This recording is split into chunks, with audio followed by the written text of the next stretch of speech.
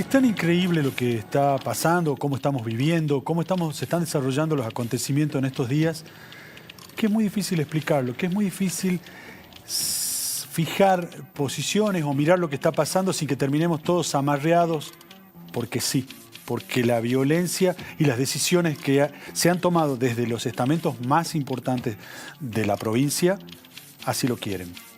Por eso me parecía que lo más importante era tratar de repasar algunos hechos, como nos enseñan los manuales de periodismo. Y el primer hecho fue concretamente la aparición de la confesión, o no, ni siquiera la confesión, las palabras del vocal de la Corte, Daniel Leyva, quien sin ningún desparpajo dice representar de alguna manera al poder político y pedir que se actúe de acuerdo a lo que considera el poder político necesario a otro juez.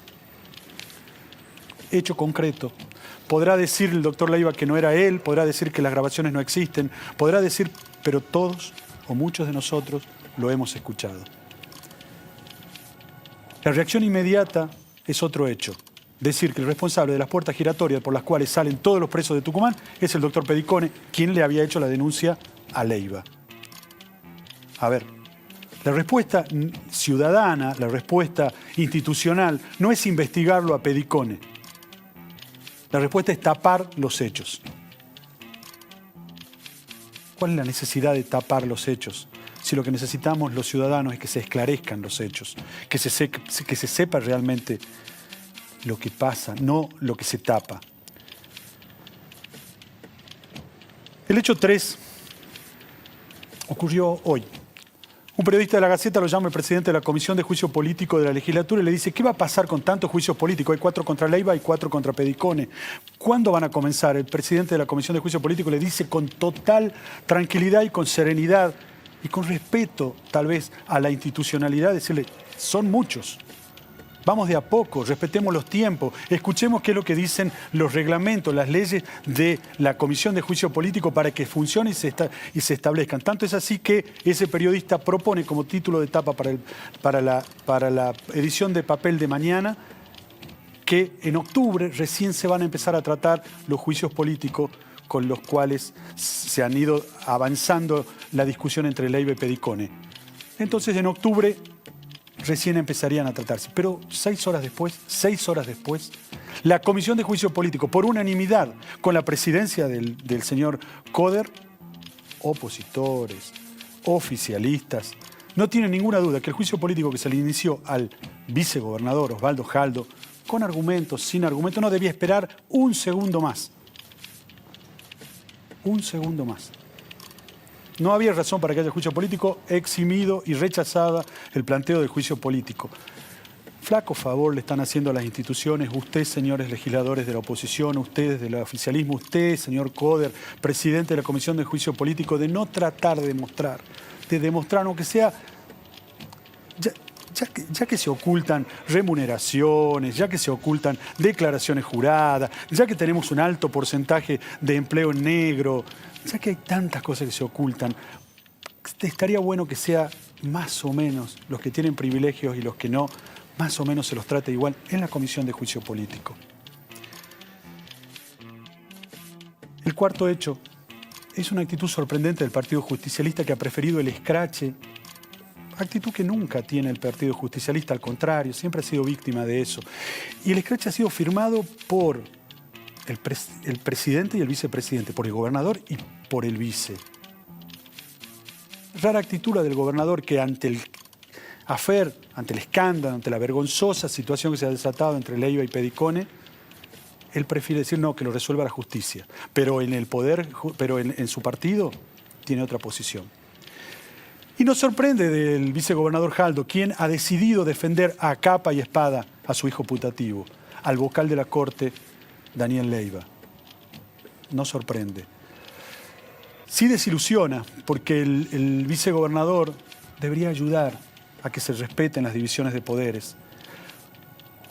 Cuando los líderes actúan de esta manera, generan miedo.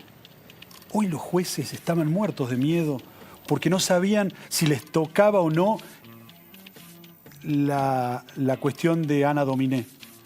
¿Cuál de ustedes fue el responsable de que esté libre uno de los sospechosos del asesinato de Ana Dominé.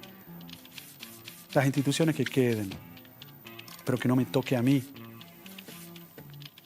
Cuando los líderes actúan con prepotencia, cuando los líderes actúan con la decisión desesperada de no defender las instituciones y sí de defender las cosas propias, le están haciendo un grave daño a nuestras instituciones. Y también le están haciendo un grave daño al doctor Leiva. El doctor Leiva, sin ninguna duda, estaba cumpliendo las funciones que le habían delegado. Cuidar las decisiones del poder. Y ahora ya no lo va a poder hacer más, porque va a ser muy difícil que pueda hablar en nombre de alguien, y mucho menos del poder político. Con una justicia débil, debilitada, esta división de poderes, con un vicegobernador enojado, con un gobernador mirando de reojo, pero con la seguridad de que hay que defenderlo al vocal de la Corte, aún a costa de que no haya cumplido con los deberes éticos que corresponden para el proceder de un vocal de la Corte. Nosotros, ustedes, usted, los ciudadanos, están indefensos. Están siendo víctimas de una violencia innecesaria. Hace más de 15 o 20 años, esos dateros que siempre nos pasan la última, me comentaron quién iba a ser el vocal que después fue presidente de la Corte en aquel entonces. Me tiró el dato de que era el doctor Héctor Eduardo Area Maidana. Lo publiqué con firma en una página del diario.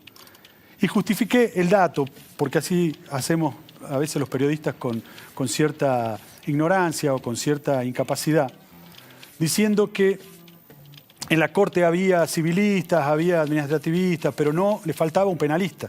Y entonces así se justificaba esta decisión del gobierno de entonces de nombrarlo a Héctor Eduardo Area Maidana. El presidente de la Corte me llamó y muy enojado, muy enfermo en ese momento, muy enojado, me dijo: ustedes como periodistas no pueden hacernos esto. Ustedes no le pueden faltar el respeto a la Corte de esa manera. Sorprendido por la filípica,